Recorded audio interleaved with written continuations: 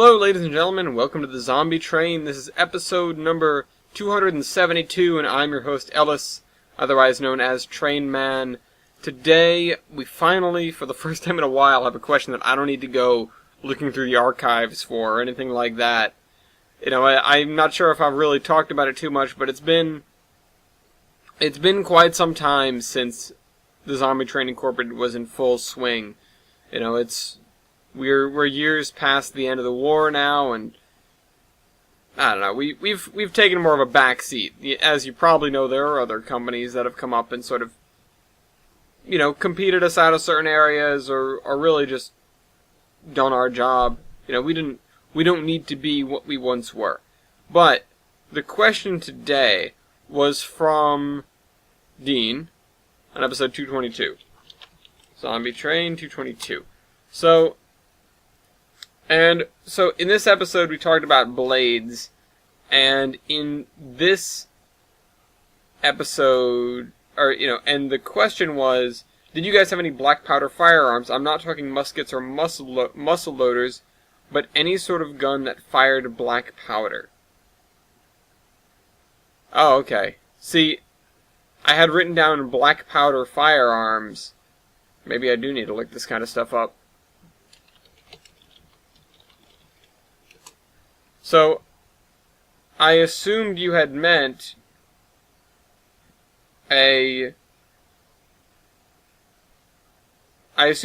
sort of muskets and muzzle loaders, because, you know, there were a lot of older weapons that people used. You know, maybe not flintlocks, maybe not muskets, but there were a lot of older weapons, you know, stuff that was in people's sheds in their backyards and stuff like that. You know, the family heirloom sometimes, you know, the gun that would hang above the mantle, and people would be using those, you know, in battle whenever they could get ammunition for them. And that was really one of the issues. And that is why, you know, in some cases we were like, can we just make, like, super basic firearms that we just have to make balls for and whatever? But it turns out that if you really want to score headshots all the time, you need an accurate weapon. Thankfully, the military got on ammo production pretty fast, and also there are a lot of ammo stockpiles, you know, storerooms scattered all around the country. You know, anything from civilian stockpiles, you know, at weapons shops, things like that, to military surplus or just military stations, you know, military bases. So there was plenty of ammo to go around, but it was concentrated sometimes in some, you know, in very select areas. It was easy to run out. And when you have basically a militia with all sorts of different firearms that fire all sorts of different rounds and cartridges and, you know, different sizes of bullet, etc., it becomes very difficult. The logistics become very difficult, and they become really a pain. So we started to create a sort of standard issue, which changed depending on what round we had the most of. You know, we had weapons that were like 5.56. We had weapons that were 9mm. We had weapons that were like 7.62. And we would keep a bunch of each, because if we got a whole bunch of one kind of ammunition, then we would, you know, okay, so the standard issue is now this thing. Use this ammunition, so that you probably won't run out in the heat of battle. You know, a super accurate marksman pacing their shots, holding their breath right, can get, you know, headshot after headshot after headshot, but especially from a moving train, that tended not to happen. And zombies, as you probably know, tend to absorb a lot of fire if you're not blowing their brains out in a literal manner. So weapons that were harder to, you know, that took longer to reload, you know, a lot of older weapons that used ammo that's, you know, sort of out of mass production in some cases, and I'm talking really old stuff. But, you know, ammunition in general has been fairly standard for a long while.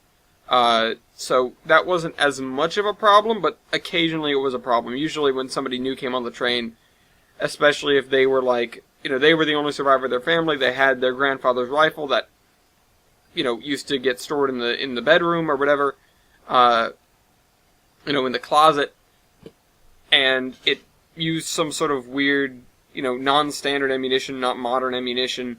It was like, okay, well, we can't really have you using this. We'll give you something else.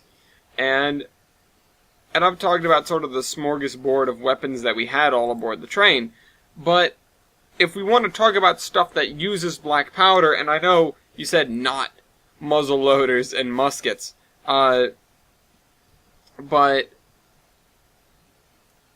we did have them. And not necessarily on the train, but we did have them. And the place that we had them was aboard the Constitution and other warships. Now, there weren't too many other warships that used cannon like the Constitution, or that we had in our arsenal, but towards the beginning of the Zombie Train Incorporated, when we started going to sea a lot, before we had a whole lot of fuel, that was our go-to. And it turns out it's pretty easy to make a cannonball. And it's pretty easy to make gunpowder, and that's why that stuff had been a staple of, black powder and whatever. That's why that had been a staple of, warfare for centuries. So, having these very low-tech weapons made that kind of thing a whole lot easier. Then when we got to, once we got a real warship running, like Olympia, for example, then we had to get, the right kind of ammunition. That was problematic, to say the least. Especially for those guns, which they weren't even real guns. We had to sort of cobble them together. We took 5-inch breeches and stuff like that, which that made things a little bit easier. Now, the guns on the Texas, on the other hand, that's stuff you can't get anywhere. So, we did have black powder weapons, or gunpowder weapons.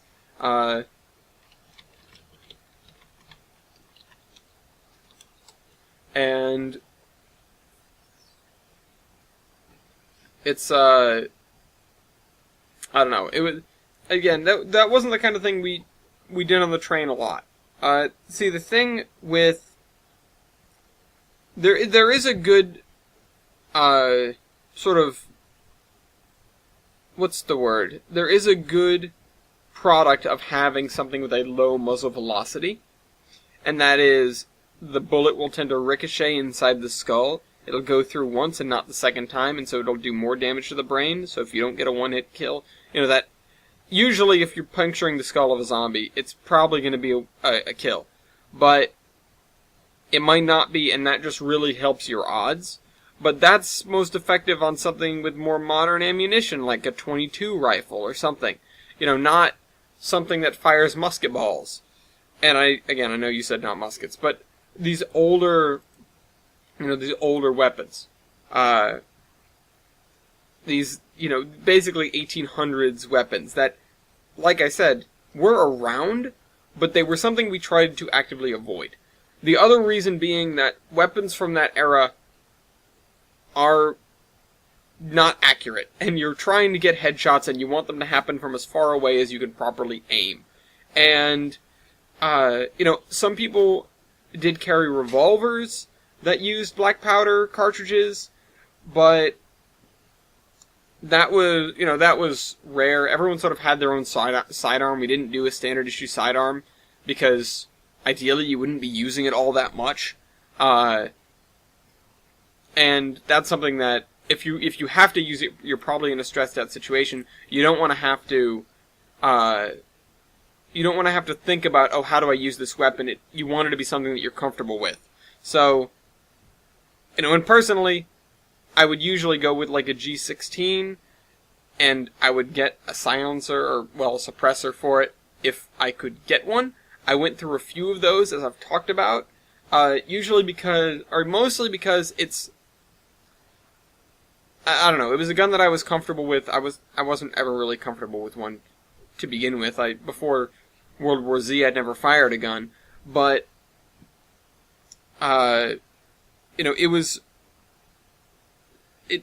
it felt good in my hands, and I was never too encumbered, like, by the recoil, by the weight, any of that, and, it did the job, And the fact that I could get a suppressor for it, and, the first one that I found had one. So, the fact that I could get that, it let me have stealth in a situation where I would really need it. Again, the times you're pulling your pistol are times when you're probably alone or you're in serious danger. And it got me out of more than a couple tight spots by being quiet. Not, super quiet, because it's still a firearm, but quieter than a regular weapon. Quieter than a regular gun, certainly quieter than your average revolver. And allowed me to be a little bit more stealthy, which matters a lot with zombies, who have pretty damn good hearing. And so, yeah, it got me out of more than a couple tight spots. But, yeah, no, I don't know anybody on the train that used, like, a flintlock. I'd seen a couple. I never saw them used successfully. But I'd seen a couple sort of in the aftermath of things. I don't know who, I don't know who. I don't know where they got them. I don't know. They stole it from an antique shop or something. Yeah, I would assume. But yeah, the biggest use of black powder was hands down on the Constitution. Because we had countless skirmishes in that. Whether that be with folks who, but like small-time pirates. I hesitate to call them pirates because you have sort of a mental image of what a pirate looks like. And it's like, no, this is a guy in a 30-foot sailboat that's trying to take over your ship.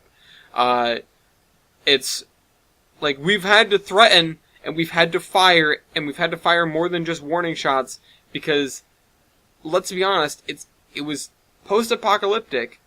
Still is, I guess, technically. And it's the kind of thing where people don't have anything to lose at that point. And they don't expect people to be friends, especially if people have, betrayed them before. So, it ends up leading to a lot of very tense situations, and ended with us firing at a lot of people that probably didn't deserve it, but things could have gone differently. Things could have gone better. So, and that's something it's regrettable. It is. It's, when you're in the midst of something like that, where some huge portion of the world's population is just gone, you're really trying to save every life that you can. You really want everyone to be on your side, and you want everyone to just work together. And you'd hope that would happen. And to an extent, it does. There's definitely a sort of, a human bond, especially when you're fighting something that's literally inhuman. Finding another person was momentous and, really mattered. But some people were just beyond saving, which is unfortunate and was, again, the kind of thing, it weighs on my mind a little bit because it felt like you're just killing civilians at that point. But it's like, no, this person would do us harm given the opportunity. And when you realize that, it makes it a little bit easier, but you can't help but think, like, could we have had another ally? Could we have had something? And, unfortunately, the answer is no in too many situations. But you're left thinking about it. The